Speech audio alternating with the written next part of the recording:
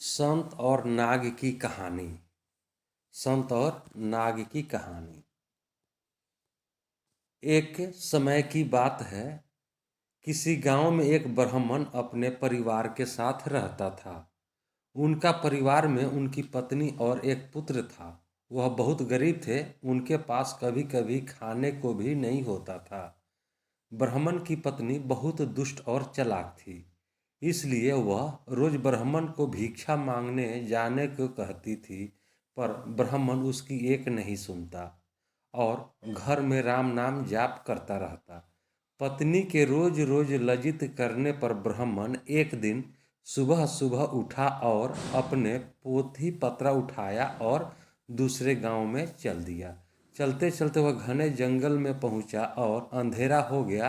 वहां एक बड़ा पीपल के पेड़ के नीचे बैठ गया और राम नाम जपने लगा।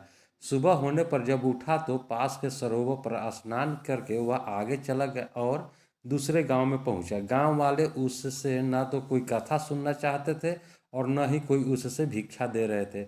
वह ब्राह्मण दुखी होकर घूम फिर कर फिर उसी पेड़ पीपल के पेड़ के नीचे आकर बैठ गया। वह पीपल का पेड़ बहुत विशाल था।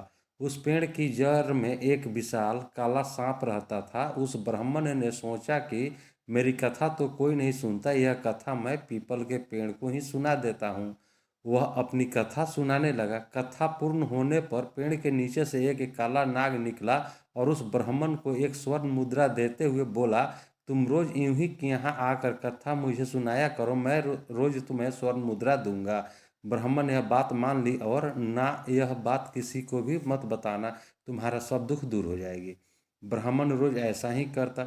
सुबह उठकर नहा धोकर अपनी पोथी पत्र लेकर वह पीपल के पेड़ के नीचे पहुंच जाता और वहां बैठकर कथा सुनाता।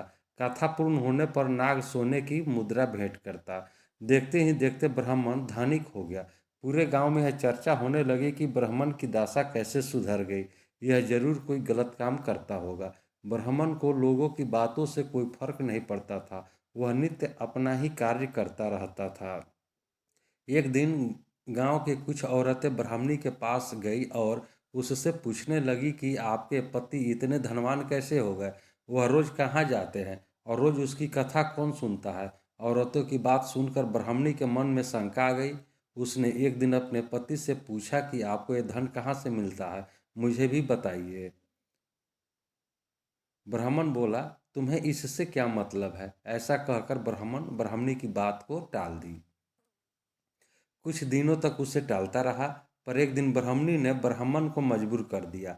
ब्राह्मण मजबूर होकर उसने अपनी पत्नी को नाग की सारी बात बता दी, जिस वजह से उसकी पत्नी के मन में लालच आ गया और ब्राह्मण को खाने में नशे की दवा मिलाकर उसे खिला दिया और अपने बेटे से बोली, बेटा उस पीपल के पेड़ पर जाओ और नाग को मारकर सारी संपत्ति ले आओ।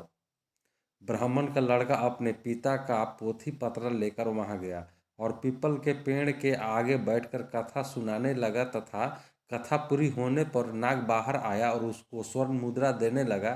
तभी ब्राह्मण के बेटे ने कुल्हाड़ी से नाग पर वार कर दिया, जिससे नाग की पूंछ कट गई और नाग भी पलटकर लड़के के पैर में डस दिया, जिससे लड़के की मौत हो गई। इधर जब ब्राह्मण उठा तो उसने देखा कि उसका पोथी पत्रा गायब है। वह समझ गया कि कुछ गड़बड़ है। वह जल्दी से पीपल के पेड़ के पास गया तो देखता है कि उसका लड़का वहाँ मरा पड़ा है।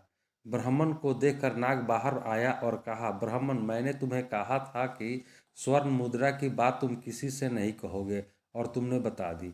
अब तुम यहाँ से चले जाओ। तुम्हें तुम्हारे पुत्र का दुख है और मुझे मेरी पूंछ के कटने का दुख है। मैं तुम्हें श्राप देता हूँ कि तुम्हारी जो संपत्ति मेरे द्वारा बनी थी वह सब नष्ट हो जाएगी। ब्राह्मण नाग देवता के मुख से यह सुनकर सर पीटता रह गया और रोता बिलखता अपने पुत्र का शव लेकर वहां से चला गया।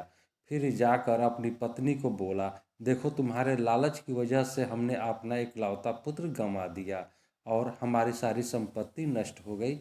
ब्राह्मणी भी रोती रही। संत और नाग की यह कहानी है और इस कहानी से शिक्षा मिलती है कि दोस्तों, लालच एक दलदल है जो व्यक्ति को विनाश की ओर अग्रसर कर देता है। और दोस्तों, कैसी लगी आपको आज की हमारी कहानी, कमेंट में हमें ज़रूर बताइए।